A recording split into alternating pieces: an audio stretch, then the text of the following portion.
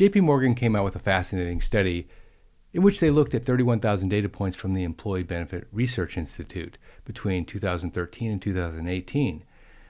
The data showed that 84% of the people withdrawing funds from their defined contribution account only took the required minimum distribution, and 80% of that group waited until they were required to take funds out before they started taking funds out at all. The desire to maintain capital was the biggest problem, of course, but the problem with spending this way is that it misaligns how you spend with how you take funds out from your retirement accounts. Let me explain.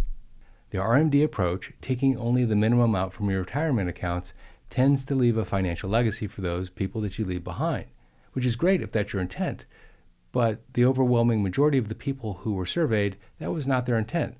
They took the minimum out of fear, and they actually neglected themselves in doing so. But this creates a misalignment. Let me explain. I was lucky enough to have a grandmother who lived to be 100. She was a centenarian, and my first memory of her was coming to visit our family when we were living in Hawaii. My father was in the military, and we moved around every 4 years, and Grandma, for the first time, flew out to see me when I was 4 years old. And she brought a Hawaiian tiki god with her. I still have it to this day. Now, I didn't question at 4 years old how Grandma, who was from Kansas, found a Hawaiian tiki god and brought it all the way from Kansas to Hawaii, but that's a point for a different story. This went on for years. We moved to New York, and then California, and then Chicago, and Grandma showed up with a little gift every single time.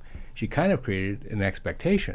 And because of that, they became a little less exciting, but what was really exciting was the expression on Grandma's face every time she gave me the gift. She was excited, which made me excited. Then for her 80th birthday, she gave us the biggest gift of all. She took her children and her grandchildren and their spouses on a cruise. This allowed all of us to experience Grandma while she still had full energy. I think that this was her signal that she knew she was going to slow down after that, although I never asked her, so I can't be completely sure. But she did slow down. And in the years ahead, we went to go see her more than she came to see us. And then eventually she stopped traveling completely, and we were going to Kansas City to see her almost exclusively. She was still filled with excitement when we would arrive. She'd jump up and give us a big hug and kiss, but her energy had gone way down, even from a few years earlier, and she had to sit down after that. Even to the end, she was always excited to see us, and she made us feel very special. But by the time she reached her late 80s, she moved from her 2-bedroom condo into a single-level condo in a really nice retirement facility. Her days were still social, but they were with her friends locally who lived nearby, or with her new friends in the retirement facility. And she didn't really spend a lot of money from that point forward. Quality was dictated with time with her friends and doing things together, not by the things in her life. Really an example for all of us, I suppose. The point to all of this is that we think we're going to have the same energy in the future as we do today, but that's rarely, if ever, the case. And not understanding that means that you're going to have a mismatch between the funds that you're taking from your retirement accounts and how you spend the funds from your retirement accounts. Now let me show you a financial model to illustrate exactly what I'm talking about. It's really simple. You don't need to know anything about numbers. All you have to know is how to read. As you can see, using the RMD approach, peak spending is in the mid-90s when people generally don't move too much. Here we use an example with $100,000 as the amount that we have in a traditional IRA.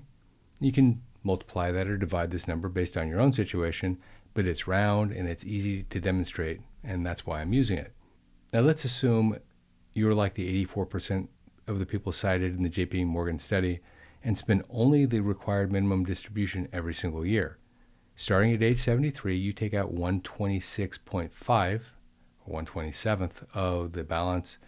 That is the required minimum distribution.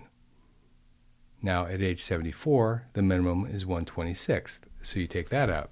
You continue to do this all the way until age 120, when you finally run out of money.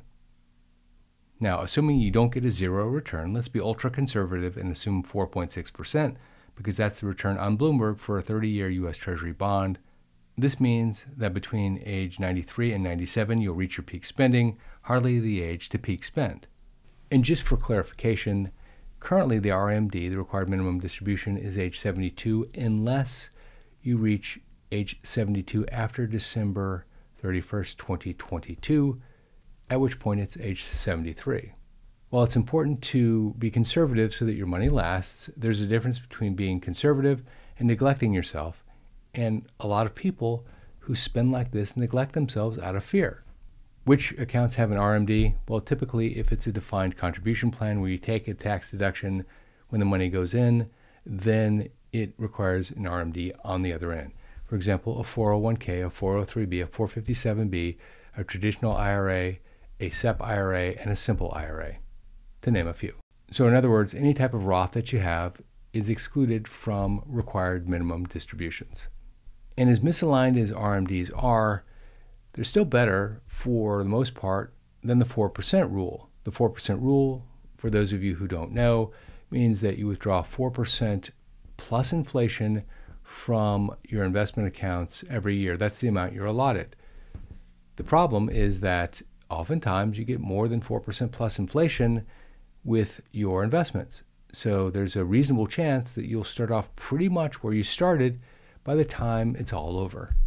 The bottom line is that 80% of retirees didn't take anything from their retirement account until they were required to do so, and then they only took the minimum. This tends to make for a very poor quality of life.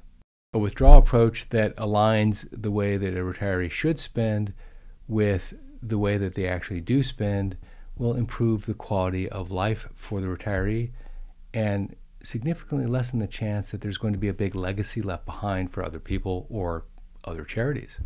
If you liked the video, please make sure you subscribe to support the channel. There are people besides me who work on these videos, and the number of subscribers a video gets helps them keep their own personal scoreboard of how well they've done.